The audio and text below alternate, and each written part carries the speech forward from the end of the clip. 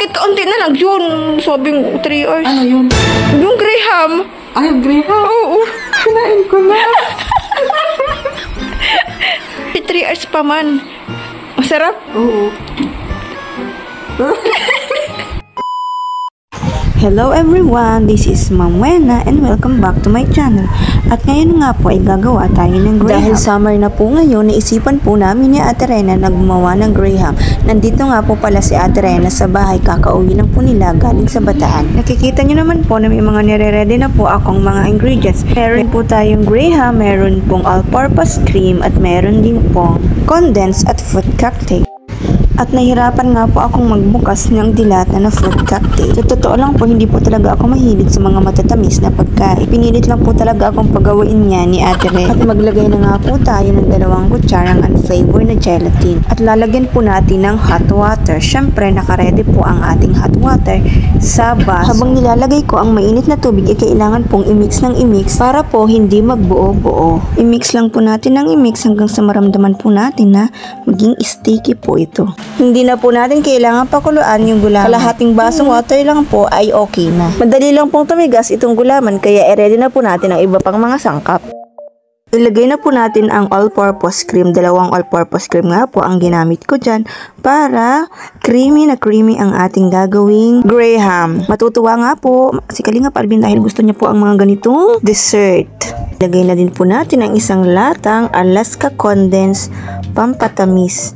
Pero ayoko naman po talaga ng masyadong matamis dahil umiiwas po ako sa mga sweets foods. Depende po sa inyo kung anong brand na gagamitin ninyo ang condensed at depende rin po sa inyo kung lalagyan po ninyo ng pampatamis. Pwede naman pong hindi. I-shake lang po natin ito ng i-shake. At kapag na-shake na po natin ay i-separate na po natin. Ngayon po, para hindi po tayo maumay sa gagawin nating Graham, karoon po tayo ng iba pang flavor. Lagay po ako dito ng coffee at ididip po natin o isasawsaw po natin dito yung biscuit nang mabilisan dahil mabilis lang pong matunaw. At ito na po, maglagay na po tayo ng mabilisan. Siyempre, pantay-pantay po natin para maganda naman pong tingnan. After first layer ay maglagay na po tayo o lagyan na natin ng cream.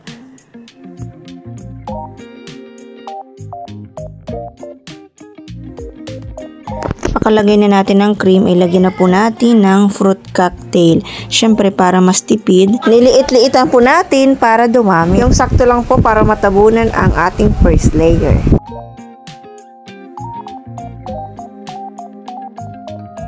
Tapos patungan na naman po ulit natin ang Graham crackers. Ayan. Ulit-ulitin lang po natin ang proseso hanggang sa maubos ang ating ingredients.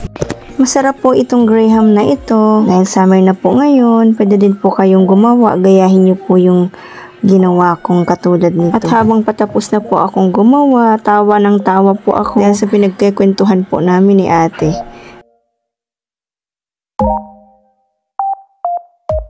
Diyan po ang aking baby Ali.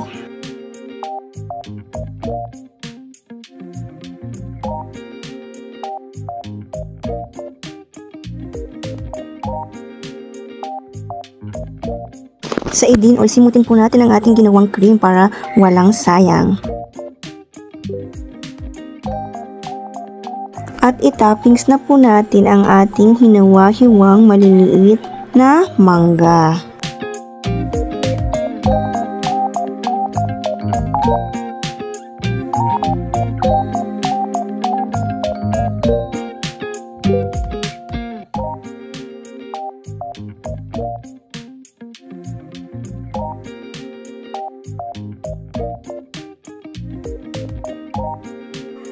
At yung natirang crushed Graham, panlagay po natin sa top. Kaunting Graham crackers ay dinurog ko po para maging crush. At palamigin na po natin sa ref. After 3 hours, kunin na po natin sa ref at tikman na po natin yung ginawa kong Graham.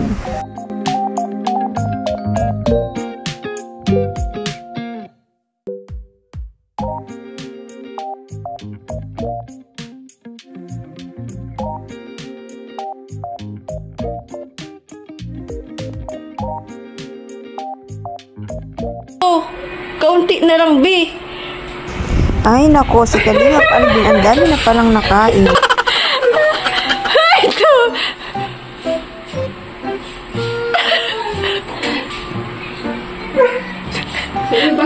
Tawan-tawa ka. Bakit kaunti na lang yun? Sabing 3 hours. Ano yun? Yung Graham. Ay, yung Graham. Oo. Kinain ko na. 3 hours pa man. Masarap? Oo.